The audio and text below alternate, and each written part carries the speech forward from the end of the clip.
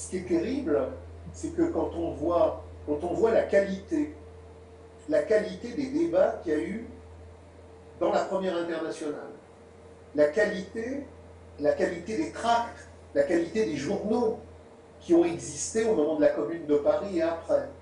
Quand on voit la perspective critique radicale qui, de Marx à Rosa Luxembourg, a constamment agité des centaines et des centaines de groupes de par le monde qui avaient une position effectivement radicale.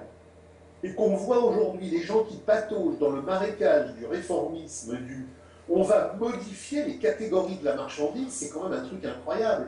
Dans les années 1860-1870, on a défini les catégories de l'économie politique de la marchandise et de son aliénation.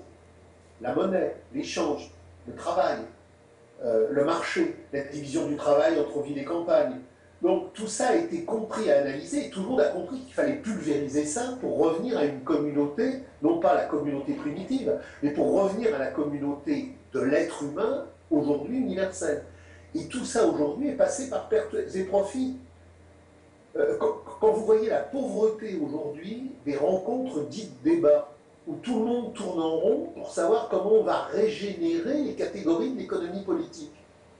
On imagine un prolétaire de base qui vivait dans les années 1860-1870, quelqu'un par exemple comme Gustave Lefrançais, qui représente une pensée de spontanéité, de base, de radicalité. Gustave Lefrançais reviendrait aujourd'hui et verrait sur les forums, les vidéos, les débats qui animent aujourd'hui la pensée qui se croit contestataire, il se dirait mais c'est pas possible, c'est lamentable.